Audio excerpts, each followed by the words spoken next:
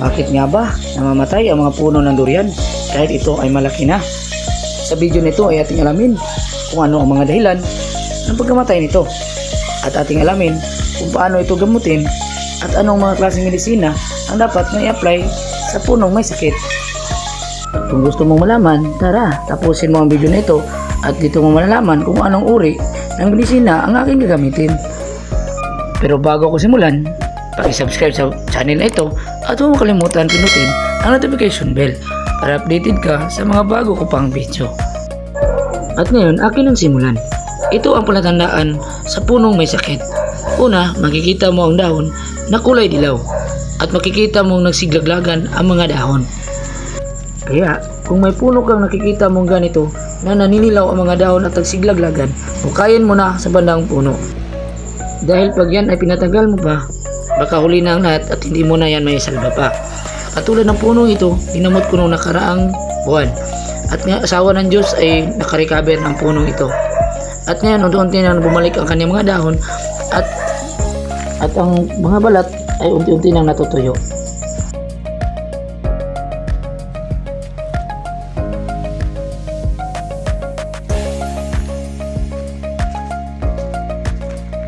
At ngayon, ipapakita ko sa inyo kung paano nga gamutin ang durian na may sakit.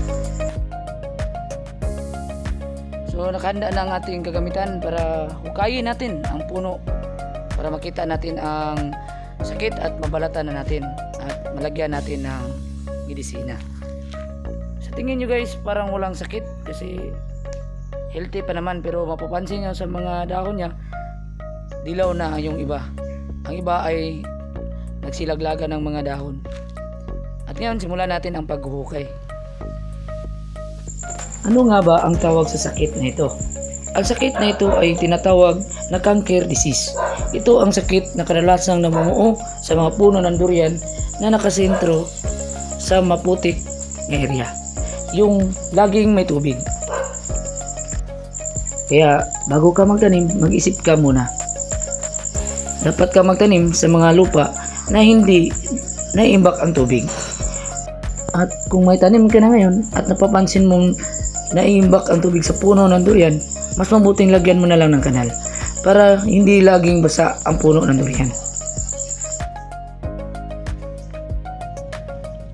At dito, unti-unti ko nang nalaliman ang paghuhukay.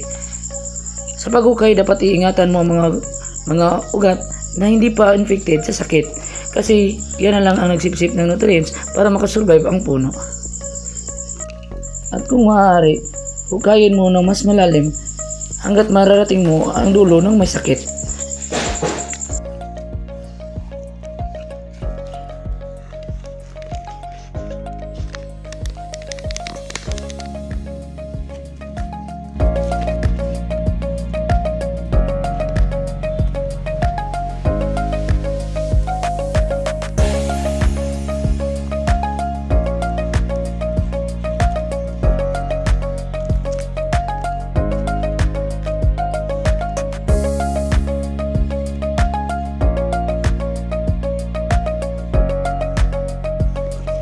Madali mo lang malaman ang ugat na may sakit kasi ang kulay nito ay pula at basa.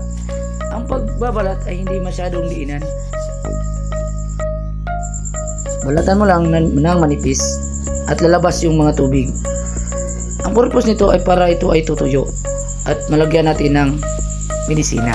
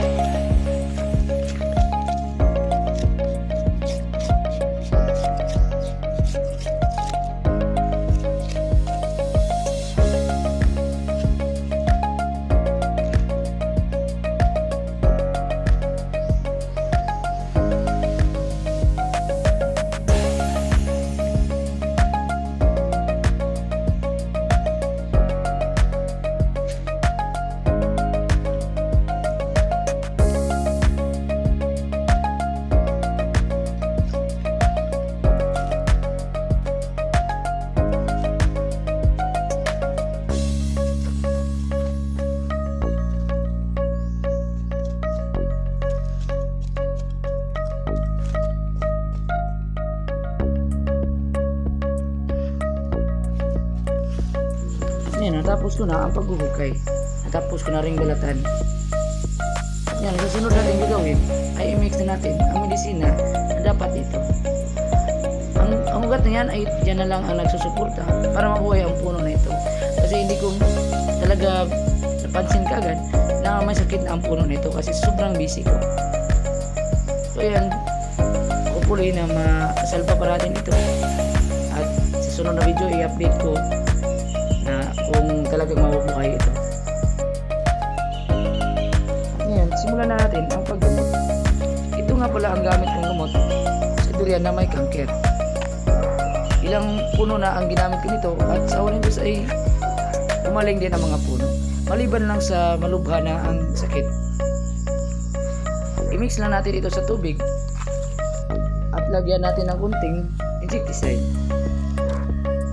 Dito na ako gumawa sa drum na may laman at may mix na Simbus 5. Ang Simbus 5 ay isang insecticide na medisina kaya dito na ako kumuha.